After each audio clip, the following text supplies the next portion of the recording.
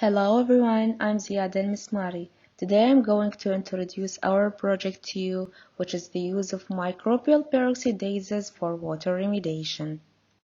Emerging pollutants, or EPs, are a major cause of water pollution. They are a new set of man-made chemicals that's found in different water bodies. And there are several types of emerging pollutants such as antibodies, chemicals, medicine, hormones, as well as microplastics. According to a recent research, they have a considerable impact on human health because they cause growth inhibition, reproductive problems, and genotoxic alterations, which means that they cause DNA damage leading to cancer, and this makes it essential to develop new methods to eliminate them from wastewater. In addition, there are three ways to remove emerging pollutants from water: physically, such as adsorption and filtration methods; chemically, like advanced oxidation processes where using hydrogen peroxide; and biologically, which is the most cost-effective and environmentally friendly process where we can use microorganisms and enzymes. Our work focuses on enzymes, especially dideocularizing peroxidases or DYPs, which are enzymes produced by fungi that are capable of degrading emerging pollutants into a less toxic derivatives. Our research aims to examine the potential of three cheaply produced recombinant DYPs in degrading emerging pollutants and characterize the stable conditions to optimize their degradation activity. We will use a sensitive LC-MS technique to evaluate the degradation, and now my colleague Amna will continue with methodology. Our methodology is based in determining the pH and temperature conditions required to optimize the activity of the DYPs, which is known as dideocularizing peroxidases, using APTS substrate. However, we have also investigated the ability of the DYPs in degrading our emerging pollutant furosemide using LC-MS technique. In our results, first of all, we have found the pH, which is an important factor that determines the stability and activity of an enzyme, which is why it's important to study how our DYPs, which is known as dideocularizing peroxidases, are affected by it. So we have determined the effect of the pH on the DYP activity using APTS oxidation assays at 20 Celsius.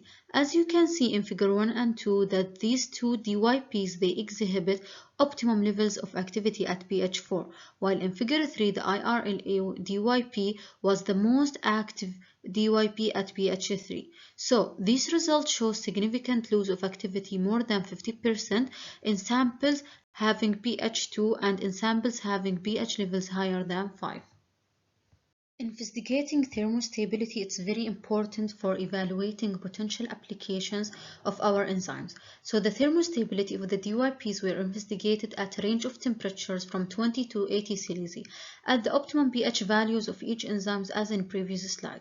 So as you can see in figure 4 and 6 that two of the enzymes they exhibit optimum activity at 30 Celsius, whereas BLER DYP in figure 5 it appears to have an optimum temperature of 60 Celsius.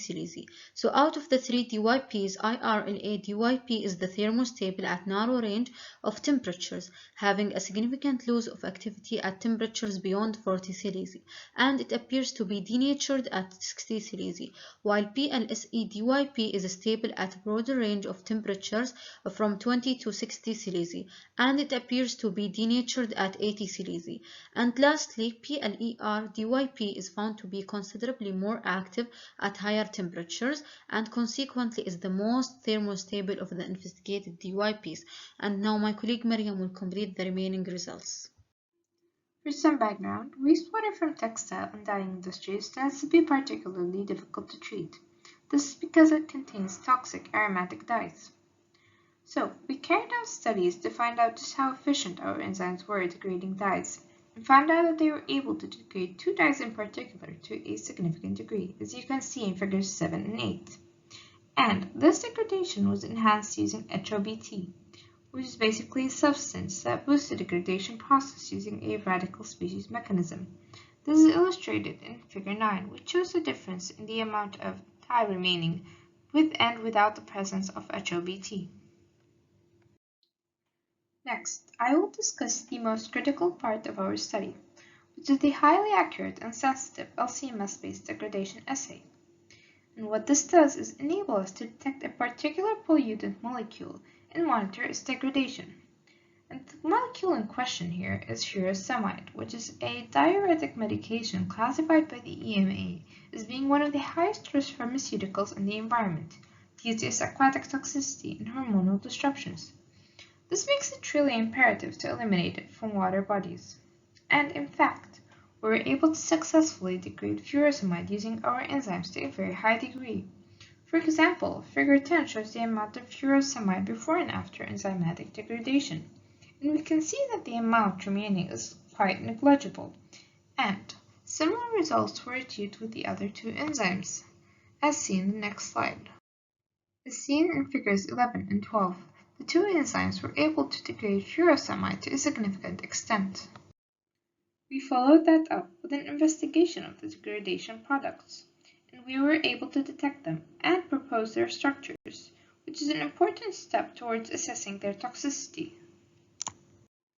To conclude our study, we were able to obtain essential optimization data for the DYPs and found that PLER-DYP was the most thermostable enzyme, which has positive implications for its use in the future.